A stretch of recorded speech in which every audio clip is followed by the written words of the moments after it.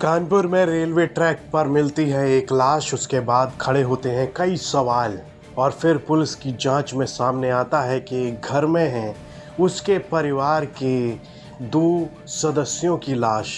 क्यों किया इस रिटायर्ड फौजी ने इतना बड़ा जुर्म और फिर कर ली खुद की भी जीवन लीला समाप्त। पहले अपनी पत्नी और 16 साल के बेटे को मौत के घाट उतारा, फिर खुद की भी जीवन लीला समाप्त कर लेता है ये रिटायर्ड फौजी।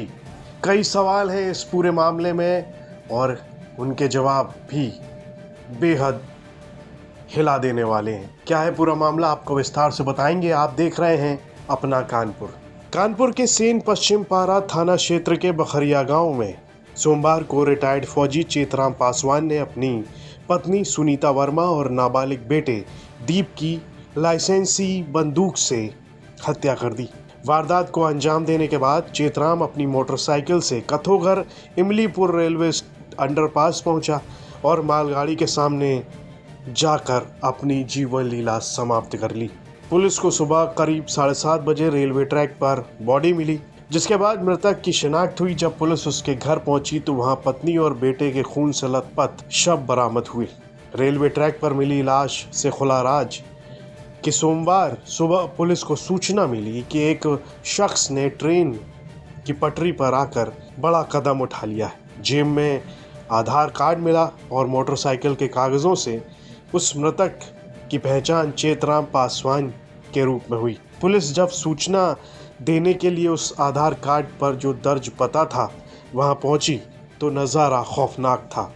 घर का दरवाज़ा बाहर से खुला हुआ था। कमरे के अंदर सुनीता, उसकी पत्नी जो लगभग 40 साल की रही होगी, और उसका बेटा जो लगभग 16 साल का था, उन दोनों की भी बॉडी घर के अंदर पड़ी हुई थी। वहीं पर वो हथियार भी मिला जिससे उनकी जान ली गई।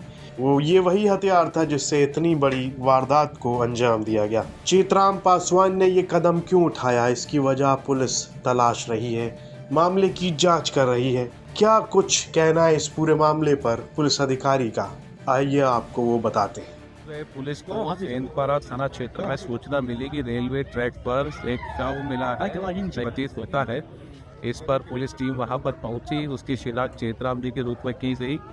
तत्पश्चात शीघ्रता से उनके घर आकर परिजनों को सूचित करने के लिए पुलिस टीम जब आई यहाँ पर तो देखा कि यहाँ पर भी उनकी पत्नी और उनके बच्चे का शव मिला है, जो कि युवक है 16 वर्षीय और 40 वर्षीय महिला है उनकी पत्नी। उनका शव मिला, दोनों को गोली लगी। प्रथम दृष्टिया ऐसा प्रतीत होता है कि रात्रि में परिजनों का आपस में कुछ झगड़ा हुआ, जिसके पश्चात चेतराम से ये गोली मारकर स्वयं रेलवे ट्रैक पर जाकर। फिलहाल जितने भी साक्ष्य मिल रहे हैं, जो आस पड़ोस के लोग हैं, गवाह हैं, सीसीटीवी कैमरा और अन्य साक्ष्यों के आधार पर पूरे घटनाक्रम को सत्यापित किया जा रहा है। इनके परिजनों को सूचित किया गया है और ये इस घर में आकर 3 महीना पहले ही रहना शुरू किए थे। तत्पश्चात कुछ आर्थिक बातों को लेकर इनमें तनाव अभी तो बताया जा रहा है। पूरी मामले में पुलिस टीम शव को कब्जे में लेकर पोस्टमार्टम के लिए भिजवा रही है और जो भी बिंदु आएंगे सामने उस आधार पर जांच कर नियमानुसार अग्रिम कार्रवाई की जाएगी। अक्सर कुछ बरामद हुआ है जिससे बता रहे हैं क्या कुछ? इसमें एक DVBL गन मौके से बरामद हुई है जिससे कि गोली चलना बताया है। और जो चेतराम भी है स्वयं वो एक रिटायर्ड आर्मी पर्सन है और उन्हीं की गन अभी बताई जा रही है। इसको भी सत्यापित किया जा रहा है और जो भी चीज़ें सामने आएंगी सभी आपसे साझा की। वर्तमान में केवल गार्ड भी कर रहे हैं?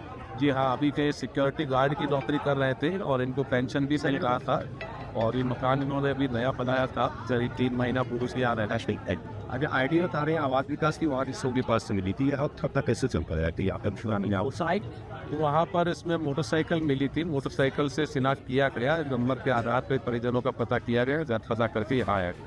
रिटायर्ड फौजी ने इतना बड़ा कदम क्यों उठाया, इसका सटीक जवाब सामने नहीं आया। पुलिस की शुरुआती जांच में इसे पारिवारिक कलह से जोड़कर देखा जा रहा है। चेतराम ने पहले अपनों को मौत के दरवाजे तक पहुंचाया और फिर खुद भी दुनिया छोड़ लेने का फैसला कर लिया। पुलिस ने तीनों बॉडी कब्जे में ले ली हैं और उन्हें पोस्टमार्टम के लिए भेजा।